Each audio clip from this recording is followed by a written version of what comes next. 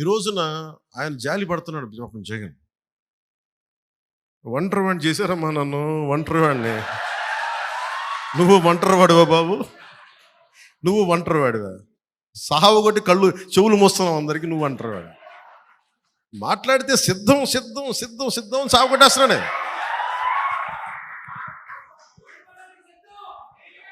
అలాగే ఆయన సిద్ధం దేనికో చూద్దాం. నువ్వు సిద్ధం అంటే మేము యుద్ధం అంటాం. కానీ యుద్ధం చేయాల్సినంత గొప్పడ కథను మనం నిర్ణయించుకోవాలి.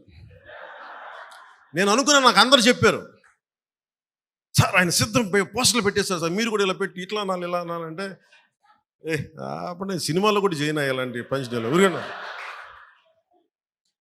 అంటే నేను కూర్చోబెట్టి నువ్వు సిద్ధం అంటే అతను వాళ్ళు ఏం ఎక్స్పెక్ట్ చేస్తారు వైసీపీ వాళ్ళు? యుద్ధం, గుర్తుపెట్టుకో. నాకు ఎలా ఉంటుందంటే నేను సినిమాలో చెప్పడానికి కూడా ఇబ్బంది పడుతున్నది, చాలా సిల్లీగా ఉంటుంది నాకు.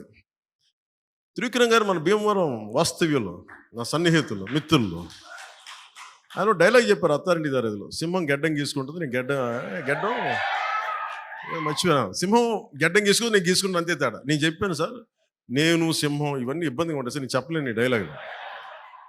ఆయన నా బాధ భరించలేక దాన్ని కామెడీగా చెప్పమన్నాడు. కామెడీ అయితే పర్లేదు, ఏదో చెప్పుకుంటూ వెళ్ళిపోతామని. అలా కాకుండా నేను సింహం లాంటి వాడిని, గట్టి సింహం లాంటి వాడిని జగన్ గుర్తుపెట్టుకో ఇవన్నీ చెప్పను నేను. అవన్నీ అడవిలో ఉండాల్సిన సింహాలు ఇవన్నీ మనం కాదు, మన మనుషులు సమాజంలో ఉంటాం.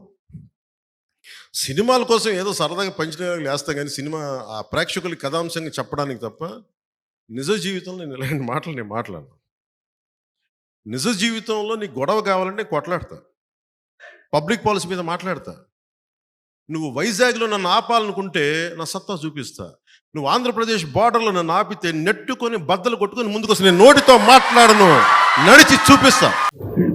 పవన్ కళ్యాణ్ గారు ఎక్కడ యుద్ధం చేస్తాడో, చంద్రబాబు నాయుడు గారు ఎక్కడ యుద్ధం చేస్తాడో, బీజేపీ వాళ్ళు ఎక్కడ యుద్ధం చేస్తారో, అసలు ఎవరెవరు కలిసి యుద్ధం చేస్తారో ఇంతవరకు పవన్ కళ్యాణ్కి, చంద్రబాబు నాయుడుకి, బీజేపీకే తెలియదు.